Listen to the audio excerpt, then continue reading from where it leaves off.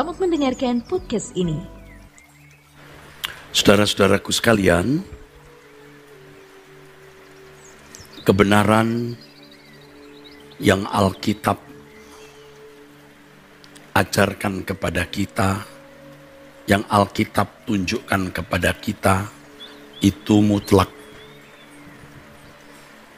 Kebenaran yang tidak boleh dan memang tidak bisa dikompromikan dengan cara berpikir, filsafat, atau ajaran dari manapun juga.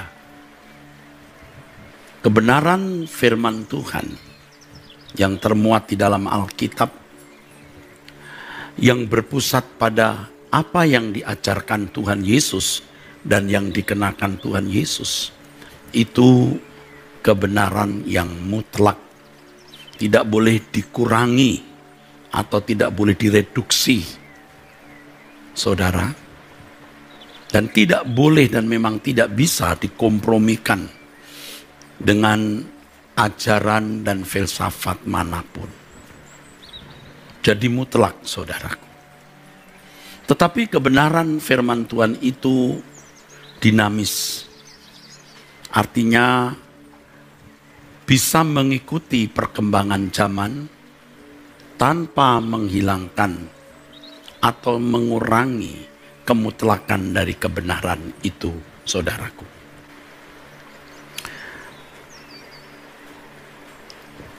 Dunia berubah-ubah, mengalami perubahan-perubahan dari zaman ke zaman, saudara. Dan kita menemukan kenyataan bahwa dunia makin hari makin rusak, makin bejat,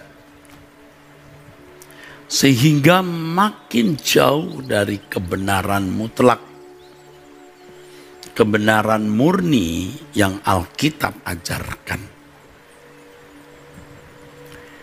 yang berpusat pada apa yang diajarkan Tuhan Yesus dan yang dikenakan, saudara.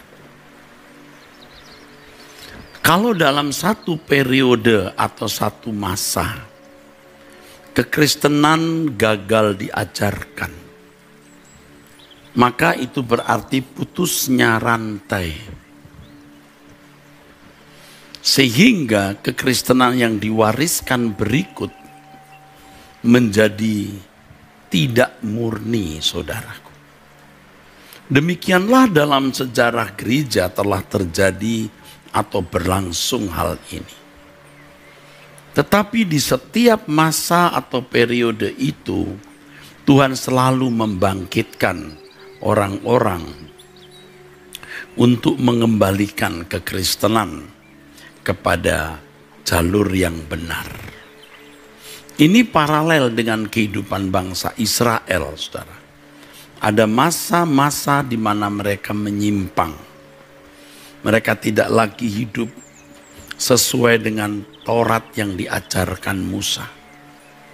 Berhubung zaman berubah, lingkungan berubah, orang-orang Yahudi yang beragama Musa juga sering mengalami kemurtatan, penyimpangan, atau penyesatan.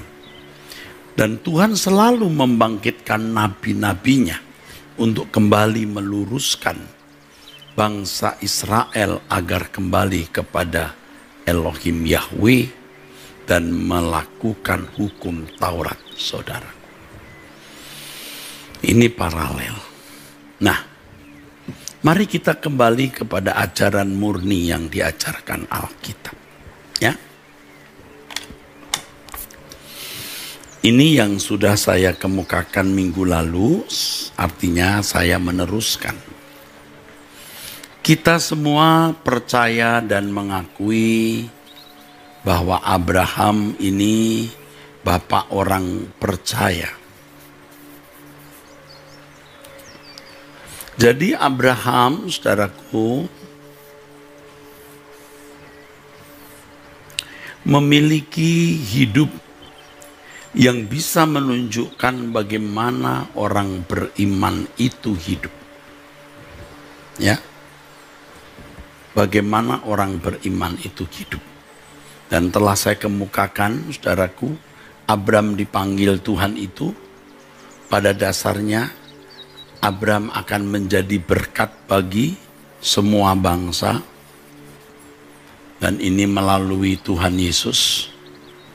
Lalu Abram dipanggil untuk melakukan apa yang Allah kehendaki, dan satu hal yang inti, Allah membawa Abraham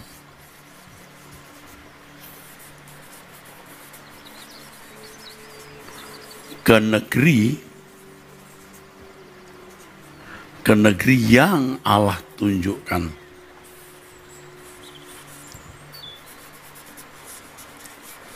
Hidup Abraham disita untuk itu. Dan Abram hidup di dalam penurutan terhadap kehendak Allah. Sehingga Abraham lulus sebagai bapak orang percaya. Dari Abram ini kemudian lahir Ishak dan Yakub. Lalu Yakub melahirkan anak-anak, 12 anak yang menjadi bangsa Israel. Nah, di sini kita mulai melihat tindakan-tindakan Allah dalam sejarah perjalanan bangsa Israel, saudara. Kita menemukan perjalanan kehidupan bangsa Israel sampai salib. Penggenapan dari semua yang Allah telah sampaikan pada zaman perjanjian lama digenapi oleh Tuhan Yesus. Nah, Tuhan mengajarkan Injil yang benar, iman yang benar, dan iman itu mengacu pada hidup Abraham, penurutan terhadap kehendak Allah, dan negeri yang Allah tunjukkan, yaitu Kanaan surgawi. Setelah zaman salib, ini terjadi perubahan lagi, saudaraku. Terjadi perubahan dalam sejarah gereja. Lalu kita hidup di zaman ini, saudara.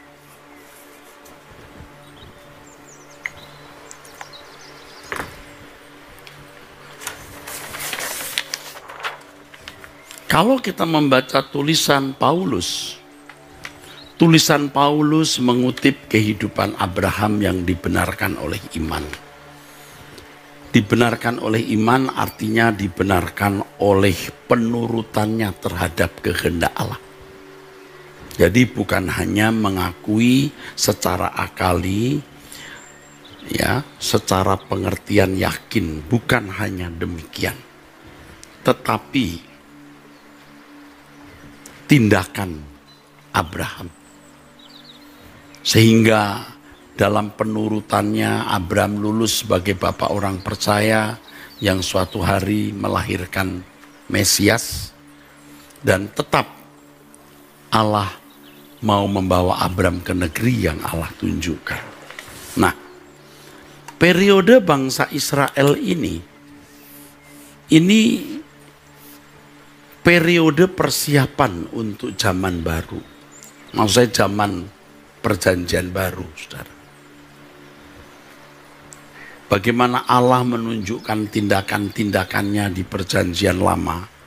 Dan dari sejarah bangsa Israel kita bisa menemukan bagaimana sosok Elohim Yahweh tersebut dan apa yang dikehendaki. Di sini termasuk kita menemukan kurban-kurban. Ya. Tentu kita harus mengetahui perjanjian lama untuk memahami perjanjian baru mengenai Taurat, ya, mengenai kurban, dan lain-lain. Yang semua digenapi pada diri Tuhan Yesus, apa yang diajarkan dan apa yang dilakukan. Jadi Injil yang murni itu apa yang Tuhan Yesus ajarkan dan apa yang Tuhan Yesus lakukan. Ya, ini Injil yang murni. Tetapi berjalannya sejarah. Nah, di sini kita bisa kehilangan jejak. Kehilangan jejaknya Abraham, bisa kehilangan jejaknya Tuhan Yesus. Bapak orang percaya, jejaknya apa yang kita harus tahu dan kita ikuti, saudara? Penurutannya terhadap kehendak Allah. Dan perjalanan hidupnya yang disita untuk menuju negeri yang Tuhan tunjukkan. Memang pada perjalanan sejarah bangsa Israel itu tidak nampak. Karena memang perjalanan bangsa Israel sebagai persiapan masuk zaman perjanjian baru, saudara. Tetapi dari perjalanan bangsa Israel kita menemukan Taurat. Ternyata manusia tidak berdaya melakukan apa yang Allah kehendaki. Ya, jadi manusia tidak bisa diselamatkan oleh perbuatannya karena tidak ada orang yang bisa berbuat baik dengan sempurna. Tetapi kalau mereka gagal, mereka memiliki kurban yaitu darah domba. Dan kurban ini sebenarnya menunjuk pada kurban darah anak domba Allah. Karena darah binatang tidak bisa menguduskan atau menyucikan. Banyak orang Kristen yang kehilangan jejak karena mereka terpaku pada kehidupan bangsa Israel yang orientasinya masih pemenuhan kebutuhan jasmani, yang sebenarnya hanya merupakan persiapan untuk masuk zaman perjanjian baru. Pusatnya di sini, saudara. Kehidupan Yesus, yaitu apa yang diajarkan dan dilakukan. Ya, jadi kita jangan kehilangan jejaknya Bapak orang percaya. Kalau kita memiliki percaya yang benar, penurutan terhadap kehendak Allah sampai melahirkan berkat bagi seluruh bangsa. Coba Abraham kalau tidak menuruti kehendak Allah, tidak akan pernah dilahirkan berkat ini melalui keturunannya. Lalu yang kedua, membawa Abraham ke negeri yang Allah tunjukkan. Nah, kedatangan Tuhan Yesus, saudaraku, ya, ini menggenapi seluruh yang ada di perjanjian lama. Tetapi dalam perjalanan sejarah, jalan hidup yang mestinya dikenakan, yaitu apa yang diajarkan Tuhan Yesus dan yang dikenakan menjadi liturgi, ya, menjadi keberagamaan. Terus seringkali tadi saya katakan rantai, ya, putus, rantai estafetnya putus sehingga muncul kekristenan bermacam-macam, doktrin bermacam-macam, dan akhirnya orang-orang Kristen kehilangan jejak. Nah, kita ada di sini tahun 2021. Kita mau kembali melihat jejaknya Abraham. Kita mau kembali melihat jejaknya Tuhan Yesus, saudaraku. Nah, jejaknya Abraham apa? Penurutan terhadap kehendak Allah. Apapun yang Allah perintahkan, dituruti. Jadi kalau kita percaya Tuhan Yesus, apapun yang Tuhan Yesus perintahkan, kita turuti. Dan pasti Tuhan Yesus mengajarkan kepada kita bahwa yang kita turuti adalah hidupnya. Kekristenan itu jalan hidup. Hidupnya Tuhan Yesus. Bukan jalan hukum. Tidak ada seorang pun yang bisa dibenarkan karena melakukan hukum. Tuhan Yesus telah melakukan hukum dan mati di kayu salib menggantikan tempat kita. Dan kalau kita menerima kurbannya, saudara, kita menjadi anak-anak Allah walaupun masih belum sah atau notos. Allah memberikan kita Roh Kudus dan kita dilatih untuk hidup di dalam penurutan terhadap kehendak Allah. Apapun yang Allah kehendaki atau melakukan kehendak Allah. Dan standar melakukan kehendak Allah itu adalah Tuhan Yesus. Kita kembali kepada jejak Bapak orang percaya Abraham. Ketaatannya, penurutannya terhadap kehendak Allah, dan fokusnya kepada negeri yang Allah tunjukkan. saudaraku. Dan ini digenapi di dalam zaman perjanjian baru, dan kita bersyukur kita menjadi umat pilihan. Artinya orang yang diberi kesempatan untuk menerima berkat itu. Berkat keselamatan itu yang sering saya kemukakan, dikembalikannya manusia ke rancangan semula. Dari seorang yang berkodrat dosa menjadi seorang yang berkodrat ilahi. Seorang yang dapat melakukan segala sesuatu yang Allah kehendaki. Penurutan terhadap kehendak Allah. Itu iman. Ya. Nah, zaman berubah terus saudaraku. Seperti yang tadi saya katakan, makin jahat dunia ini. Sehingga kebenaran mutlak yang tidak boleh direduksi atau dikurangi, saudara, yang juga memang tidak boleh atau memang tidak bisa dikompromikan dengan filsafat, ajaran atau spirit dunia, menjadi pudar di mata banyak orang, tidak dikenali, saudara. Nah, kita rindu untuk kembali kepada kebenaran murni itu. Jejak Bapak orang percaya, Abraham, dan Yesus Kristus sebagai penggenapan dari seluruh janji Allah di perjanjian lama. Nah, saudaraku, di dalam Injil Matius pasal 24 dikatakan, dan karena bertambahnya kedurhakaan, ayat 12, maka kasih kebanyakan orang menjadi dingin.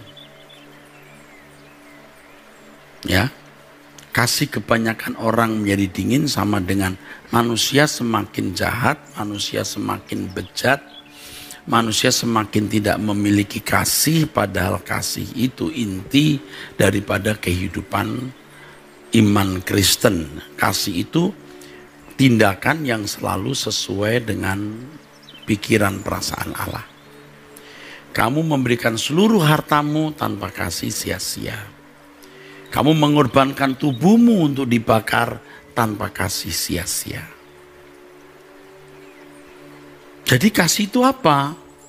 Ya, semua tindakan yang ada dalam komando Tuhan, dalam perintah Tuhan, dalam kehendak Tuhan, sesuai dengan pikiran perasaan Allah.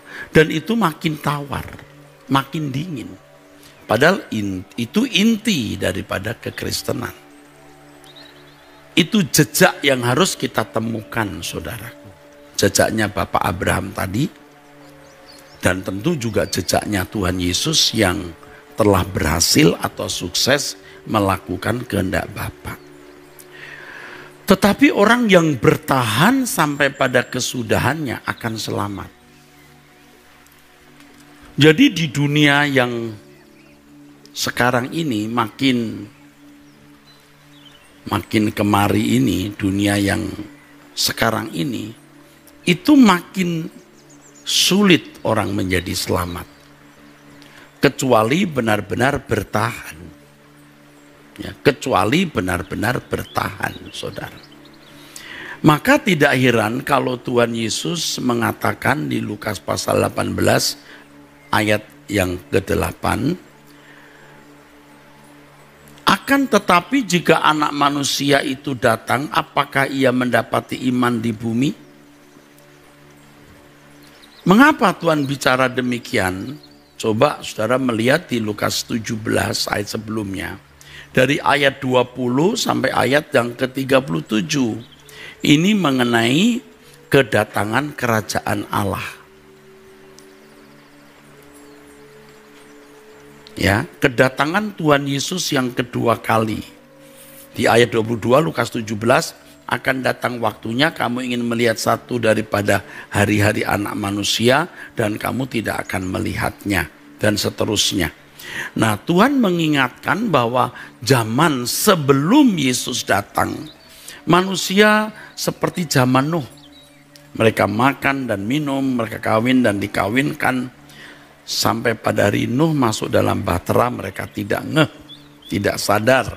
Seperti zaman Lot, mereka makan dan minum, mereka membeli dan menjual, mereka menanam dan membangun. Kehidupan seperti ini, kehidupan seperti ini yang sering saya kemukakan sebagai hidup dalam kewajaran. Kewajaran manusia, tetapi tidak ada jejak yang benar. Mestinya jejak Abraham. Hidup dalam penurutan terhadap kehendak Allah dan fokus ke negeri yang Allah telah rencanakan. Ya, yang Allah rencanakan, yang dibangun oleh Allah sendiri. Kewajaran ini, saudara, luar biasa. Telah membelenggu kehidupan banyak orang. Membelenggu kehidupan banyak orang. Jangankan hidup menurut keinginan Allah. Hidup menurut moral umum saja tidak dipenuhi. Di mana orang saling menyakiti, ya, merugikan, merusak nama baik orang.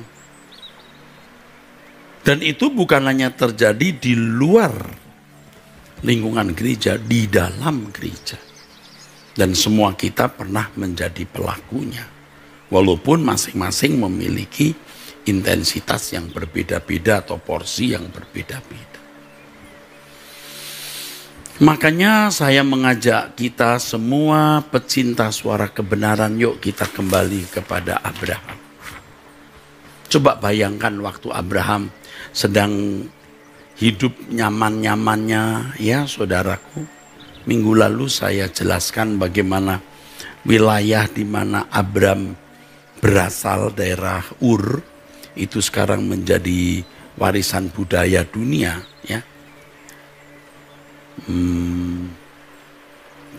Paus, ya, Pope, ya, datang dan berbincang-bincang dengan para tokoh-tokoh di Irak, saudara, ya. Dan saya membaca berita itu dan saya terkejut, saya simpan di media cetak. Di situ ditulis bahwa daerah Ur itu zaman Abraham daerah termewah, daerah mewah. Menarik dan tentu tidak salah karena penulis sejarah dengan hasil penggalian arkeologi dengan jujur, tidak ada maksud mau menafsir atau mau berpihak pada pandangan tertentu, ya. Jadi Abraham itu meninggalkan kemewahan kampung halaman, negerinya, begitu kata Alkitab, dan sanak familinya. Untuk ke negeri yang Allah janjikan. Yang dia tidak tahu di mana negeri itu. Yang Ibrani 11, saudaraku, dari ayat 9 sampai 14 kita melihat ternyata Abraham tidak menemukan negeri itu. Sebab negeri itu ada di langit baru, bumi baru. Nah, anak cucu Abraham ini loh, keturunannya secara darah daging ini. Ini orientasinya duniawi, saya kasih gambar merah ini. Nah, kalau orang-orang Kristen menjadikan bangsa Israel sebagai pelajaran secara harfiah, ya, maka orang-orang Kristen juga akhirnya berorientasi pada pemenuhan kebutuhan jasmani. Bangsa Israel ini mewariskan kepada kita, ya, sejarah perjalanan kerajaan Allah, bagaimana Allah hadir dalam hidup mereka, dan kita menemukan Taurat, kita menemukan kurban, dan semua ini mengacu pada diri Yesus. Ya, kita kembali kepada kehidupan Abraham, jangan kembali kepada bangsa Israel. Ini kan hanya menjadi bridging saja atau media, ya, untuk menuju pada penggenapan semua janji Allah, bahwa semua bangsa akan diberkati melalui Abraham. Nah, ketika Yesus datang, murid-muridnya ikut jejaknya, murid-murid pertama di abad 1 sampai disebut Kristen karena berperilaku seperti Kristus. Indah sekali, tapi ketika kekristenan menjadi agama negara, terus mengalami perubahan ini, saudara. Rusak. Menjadi rusak. Nah, kita hidup di sini 2021. Sekarang bagaimana kita mau kembali kepada jejak Abraham dan jejaknya Tuhan Yesus, saudara. Jejak Abraham itu pola imannya. Jejak Tuhan Yesus itu seluruh kehidupan Yesus yang harus kita teladani.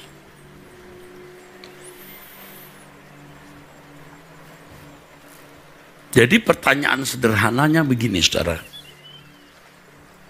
Bagaimana kita bisa mendapatkan ciri atau bukti bahwa kita kembali ke jejak yang benar itu? Satu, cirinya hidup dalam penurutan terhadap kehendak Allah. Jadi memang benar-benar kita harus hidup suci. Ya. Memang berat karena kasih kebanyakan orang menjadi dingin. Orang hampir semua hidup menurut keinginannya sendiri. Bukan belajar sepikiran, seperasaan dengan Kristus. Ya. Melakukan hukum aja, bermoral baik saja tidak. Jadi sudah sulit sekali. Padahal kebenaran tidak bisa dikompromikan. Dinamis memang. Tapi tidak boleh direduksi atau dikurangi kemutlakannya. Ya, ini bukan angka nominal seperti matematik yang bisa dihitung, saudaraku. Harus dihayati dengan benar. Bagaimana orang memiliki kesucian hidup. Dan itu sifatnya sangat pribadi, saudara. Lalu yang kedua, bagaimana seseorang fokus ke langit baru, bumi baru. Jadi kalau kita bertanya apakah kita di jejak yang benar. Yaitu saja, apakah kamu hidup suci atau paling tidak sedang berjuang terus untuk hidup suci, hidup tidak bercacat, tidak bercela. Dan tentu saja ciri orang-orang seperti ini tidak melukai orang lain. Tidak menyakiti sesama. Tidak merusak nama baik orang. Ya. Ya. Tidak merugikan orang lain. Ya.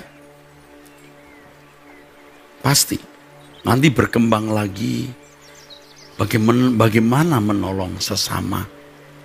Bagaimana menyelamatkan jiwa-jiwa.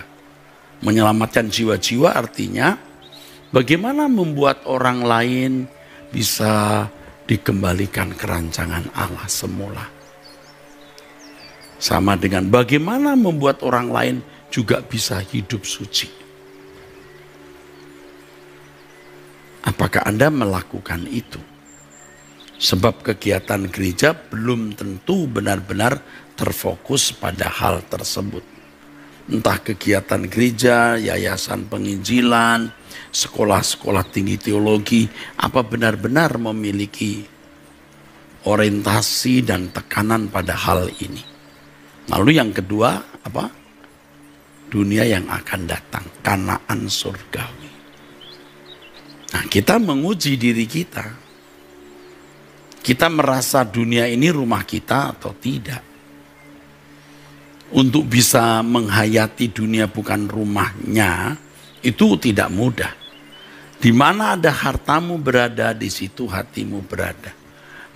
Memindahkan fokus, itu tidak mudah, saudara. Itu secara teori kita bisa bicara, tetapi praktek belum tentu. Tetapi kalau kita sudah bisa menghayati dunia ini bukan rumah kita tidak akan terikat dengan dunia. Tidak ada yang kita harapkan lagi yang dapat membahagiakan kita. Nggak ada lagi. Hanya Tuhan dan kerajaannya saja kebahagiaan kita.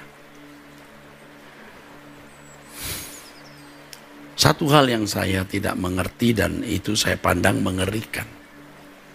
Allah itu seakan-akan diam.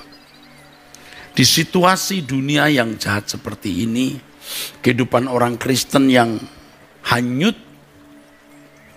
di dalam dosa, dan nyaris tidak ditemukan iman di bumi. Sedikit sekali orang yang bertahan sampai akhir. Tuhan seakan-akan diam.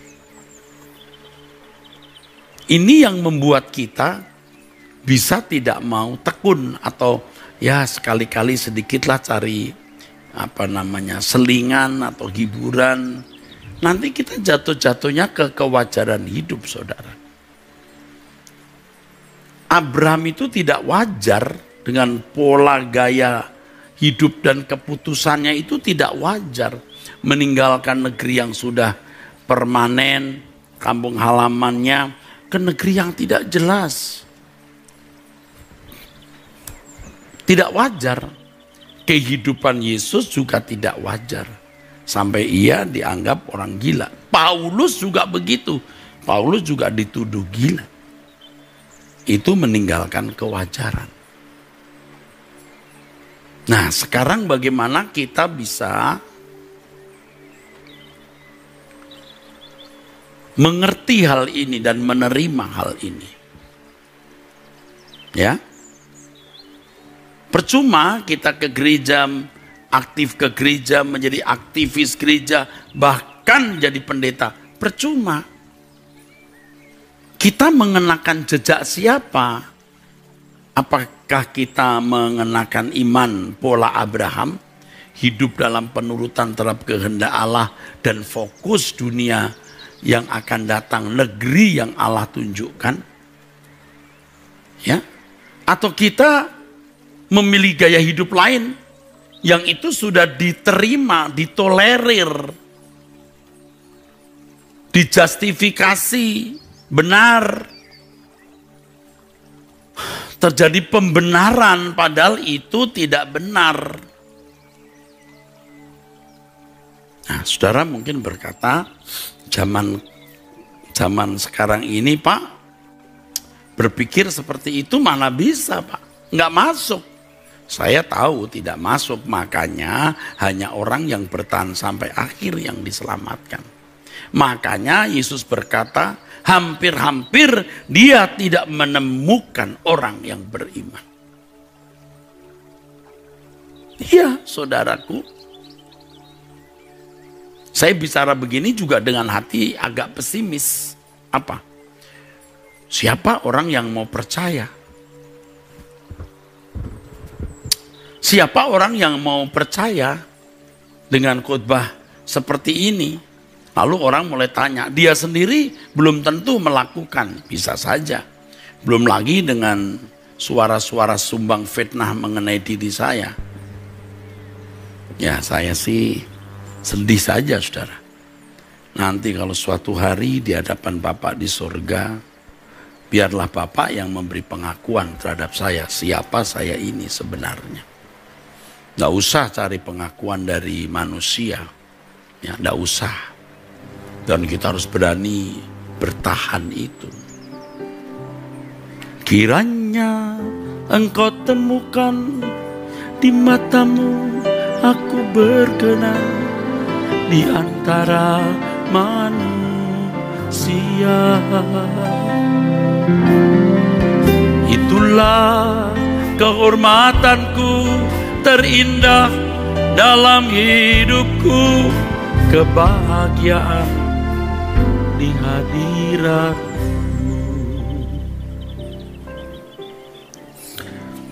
Jadi sangat sedikit, saudaraku, orang yang benar-benar ikut Yesus itu sedikit.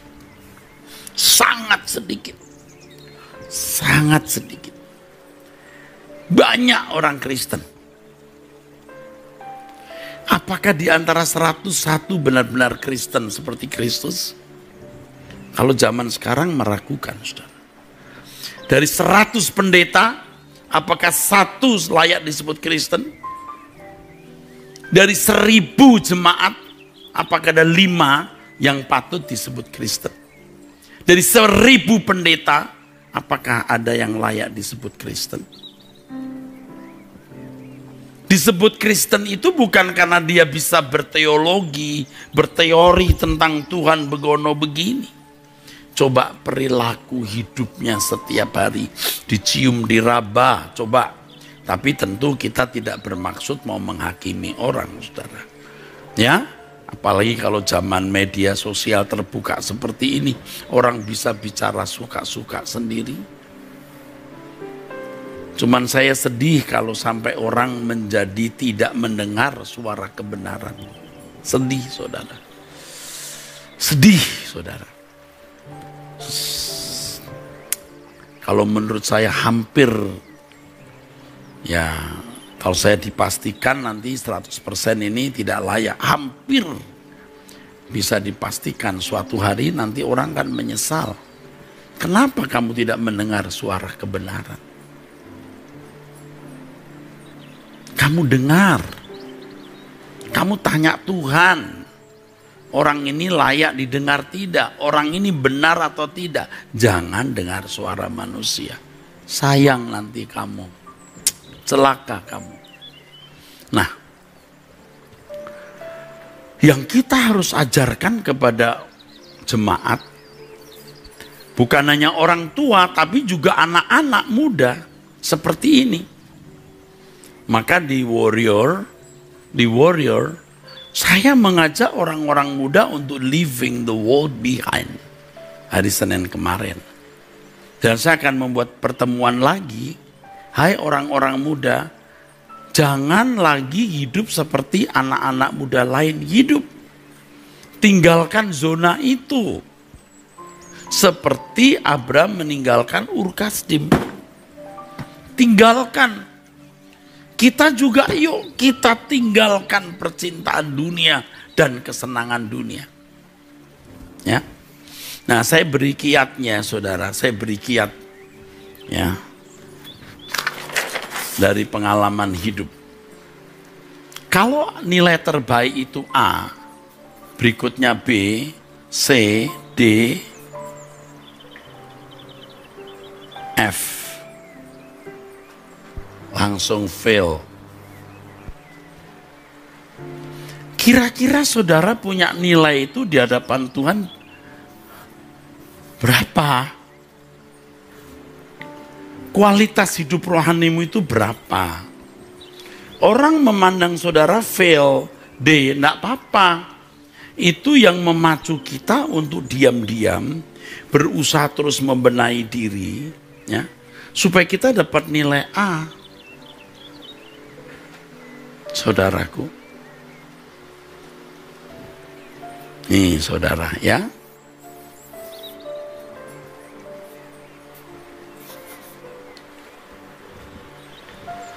Kalau Tuhan hanya menyelesaikan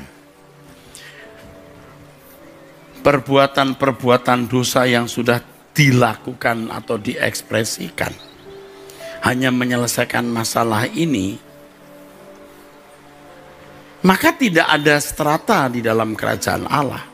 Tidak ada orang yang memperoleh reward, upah lebih besar atau lebih kecil. Karena semua dosa sudah diampuni, sudah selesai, ya podo wae sama. Tapi bukan di sini saja. Tapi di sini, di hati ini. Batin ini. Bukan hanya perbuatan dosa yang harus diselesaikan, potensi dosa. Ini bicara soal penurutan terhadap kehendak Allah dan fokus kerajaan surga bukan dunia. Nilainya berapa? A, B, C, atau D? Nah, kita harus memeriksa hati kita. Masih ada nggak percintaan dunia? Masih ada nggak dendam kebencian? Masih ada nggak kepura-puraan? Saudaraku, kita harus lihat di sini. Inilah yang dikatakan di dalam Ibrani 12 ayat 1, perlombaan yang wajib. Nggak, yang lain tidak wajib. Perlombaan itu adalah melihat Yesus yang memiliki iman yang sempurna. Iman itu penurutan terhadap kehendak Allah. Ibrani 12 ayat 2. Memandang Yesus, ya, dengan mata yang memandang Yesus yang membawa iman kita kepada kesempurnaan. Iman itu tindakan, bukan hanya aktivitas nalar atau pikiran. tetapi tindakan. Seperti Abraham, bapak orang percaya ini punya tindakan, bukan hanya pemikiran, saudaraku. Nah, kita harus memeriksa batin kita.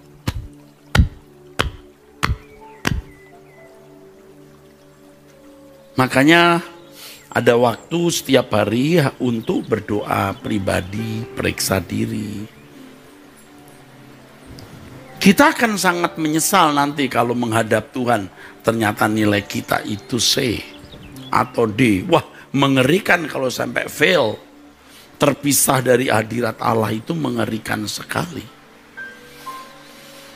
Pasti di antara pendengar saat ini, pecinta suara kebenaran, ada orang-orang muda yang mau menjadi warrior.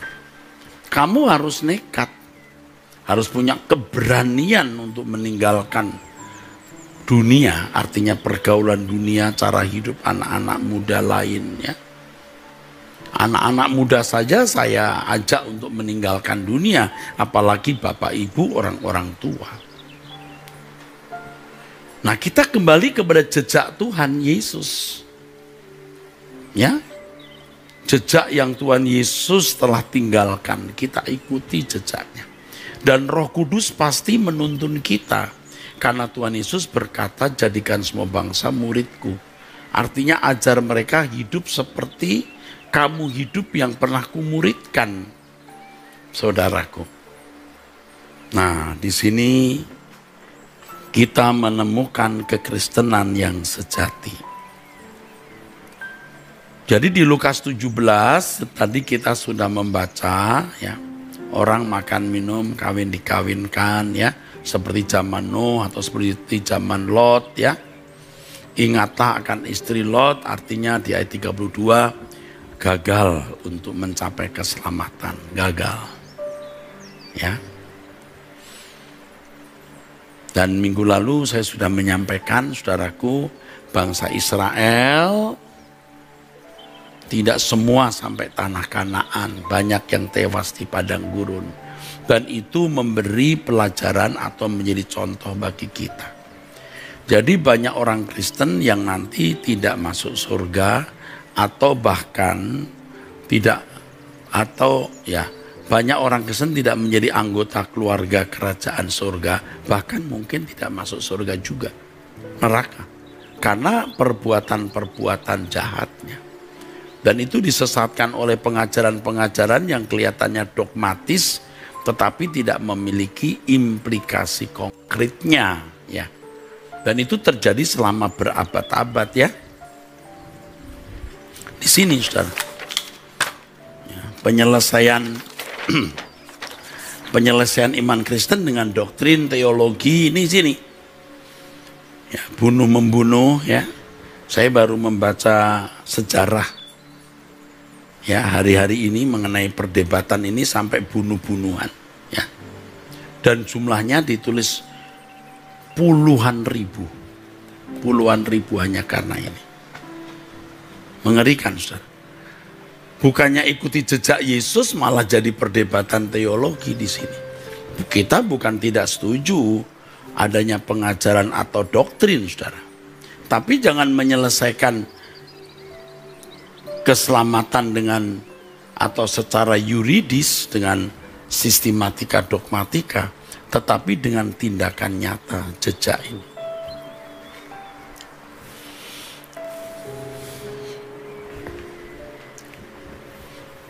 Saudara, kalau melihat hidup saudara hari ini, sebenarnya itu sudah jelas gambaran saudara ini. Saudara pasti diberi Tuhan tahu. Kira-kira saudara ini sudah ikut jejak Tuhan atau tidak? Ya, pasti Tuhan memberitahu. Kalau kita serius bertanya, kita serius mau tahu, Tuhan pasti memberitahu. Ya. Dan Tuhan juga pasti memberitahu, kamu itu nilainya kira-kira C. Kau masih D plus atau C min. Kamu sudah B min, belum B plus atau belum B. Nah, kalau kita mau, kita berambisi, Tuhan, aku mau berkenan kepadamu. Ya, aku tidak mau dapat nilai C, bahkan B pun tidak cukup, aku mau A. Itu terbuka buat saudara. Tuhan tidak membatasi. Kamu C saja, Tuhan tidak membatasi. Memang ada kelompok-kelompok bisa sesuai dengan bagian dan porsi yang Tuhan tetapkan, pasti. Tapi nilai maksimal itu pasti bisa dicapai. Kalau saya punya angkatan, saya tidak tahu siapa-siapa saja di dunia ini yang sekitar umurnya mirip saya 60 tahun dengan pencobaan yang jumlahnya mirip gitu ya. Nanti di klaster saya ini, saya mau punya nilai yang baik, saudara. Di klasternya Paulus, Petrus, Yakobus itu juga ada klasternya. Zaman abad pertengahan ada klasternya juga. Ya. Di Irian sekarang ada klasternya sendiri, orang-orang Kristen yang pendidikannya mungkin tidak tinggi, mendengar khotbahnya tidak banyak. Tetapi yang diberi banyak dituntut banyak, yang diberi sedikit dituntut sedikit, ada klasternya. Nah, saya di klaster saya yang mana ya saya tidak tahu, tapi saya berusaha untuk benar-benar ditemukan Tuhan berkenan. Kalau boleh dapat nilai A, kalau boleh. Nah, oleh sebab itu kita ngotot sekali mau mengerti kebenaran mutlak itu. Ya. Walaupun zaman berubah terus, kebenaran ini dinamis, bisa mengikutinya. Di setiap zaman Tuhan selalu bangkitkan orang-orang untuk mengingatkan gerejanya. Ya, timbul tenggelam. Ya. Nah, sekarang dunia sudah di ujung akhir seperti ini, kita tidak tahu apakah masih 10 tahun atau masih 15 tahun atau 20 tahun atau tidak lebih 10 tahun. Kita tidak tahu, saudara. Tetapi di zaman kita ini, saudaraku, kita mau menyelesaikan kekristenan kita dengan baik. Dan melalui Truth ID ini, tidak melebih-lebihkan Truth ID ya saudara. Saya mengajak saudara kembali kepada Injil yang sejati. Ya. Saya bukan tidak mau diajak debat, tentu saya bisa berdebat karena puluhan tahun saya ada di sekolah tinggi teologi dan pekerjaannya debat. Orang-orang yang sekarang ngajak debat itu mungkin waktu saya kuliah dulu sudah rajin-rajin debat, dia juga baru lahir atau masih SD. Nggak perlu. Saya sudah melihat ilmu teologi itu seberapa, cuman segitu aja kok. Segitu aja, banyak aja baca buku. Semua juga cuman itu lagi. Tetapi yang luar biasa itu bagaimana kehidupan Yesus dinyatakan dalam diri kita di tengah-tengah dunia kita yang begitu fasik. Dunia yang begitu jahat, dunia yang begitu berat, saudaraku. Bagaimana kita menjaga kesucian, dinilai Tuhan, ya. Diuji Tuhan, lalu Tuhan berkata, B, luar biasa. A, wah, udah saudaraku. Ya, lalu Tuhan menguji apakah hatimu sudah kau pindahkan ke surga atau belum. Ini tidak gampang loh, walaupun secara teori Anda mendengar khotbah saya, mungkin Anda juga berkata setuju, mungkin juga nyanyi bawa aku ke sana, tapi hatimu sebenarnya tidak ingin ke sana.